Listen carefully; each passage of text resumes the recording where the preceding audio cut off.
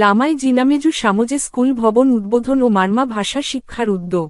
বান্দরবন থেকে প্রতিবেদক মোহাম্মদ করিম জানিয়েছেন, গতকাল লামা উপজেলার ৩ নং ফাঁসিয়াখালী ইউনিয়নের ইয়াঞ্ছা জিনামেজু সামজে স্কুলের নতুন ভবনের শুভ উদ্বোধন ও মারমা ভাষা শিক্ষা কার্যক্রম চালু বিষয়ক মতবিনিময় সভা অনুষ্ঠিত হয়েছে।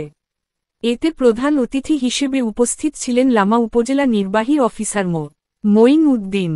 উদ্বোধনী অনুষ্ঠানে বিশেষ অতিথি হিসেবে যোগ দেন ফাঁসিয়াখালী ইউনিয়নের ৯ নং ওয়ার্ডের ইউপি সদস্য আপ্রুচিং মারমা। এছাড়াও আরও উপস্থিত ছিলেন স্থানীয় গণ্যমান্য ব্যক্তিবর্গ, সাংবাদিকবৃন্দ ও শিক্ষার্থী অভিভাবকবৃন্দ। জিনামেজু আশ্রমের পরিচালক উনন্দমালা মহাথেরের সঞ্চালনায় অনুষ্ঠানে নতুন ভবনের গুরুত্ব ও মারমা ভাষা শিক্ষার প্রয়োজনীয়তা নিয়ে আলোচনা করা হয়। প্রধান অতিথি মঈন উদ্দিন বলেন, মাতৃভাষায় শিক্ষার মাধ্যমে শিশুদের মৌলিক জ্ঞান অর্জন সহজ হয়। মারমা সম্প্রদায়ের ভাষা ও সংস্কৃতি রক্ষায় এই উদ্যোগ প্রশংসনীয়। এই সময় তিনি স্কুলটির উন্নয়নে স্থানীয়দের সঙ্গে সরকারের সমন্বিত প্রচেষ্টার প্রত্যাশা ব্যক্ত করেন। ইউপি সদস্য আপ্রুচিং মারমা ভাষা শিক্ষা চালুকে ঐতিহ্য সংরক্ষণের মাইলফলক হিসেবে আখ্যায়িত করে সম্প্রদায়ের সকলের সহযোগিতা কামনা করেন।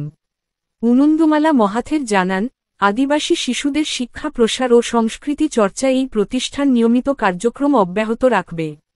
অনুষ্ঠান শেষে স্কুল প্রাঙ্গণে সাংস্কৃতিক পরিবেশনা ও মারমা ভাষায় পাঠদানের নমুনা ক্লাস প্রদর্শন করা হয়। শিক্ষার্থী ও অভিভাবকরা নতুন ভবন ও ভাষা শিক্ষার সুযোগকে স্বাগত জানান। এখানে সুশিক্ষিতর জন্য বা এখানে গ্রামের লোক এলাকার মানুষরা পিছিয়ে পড়ার জন্য আমাদের গুরু ভান্তে উনন্দমালা এই স্কুলটা খুলেছেন, বা 2026 সাল থেকে এই স্কুলটা কার্যক্রম শুরু হবে। আমাদের পিছিয়ে পড়া এলাকার পাহাড়ি বাংলা সবাই এই শিক্ষা আলো ছড়িয়ে দিবে বলে আমি প্রত্যাশা রাখি। ধন্যবাদ।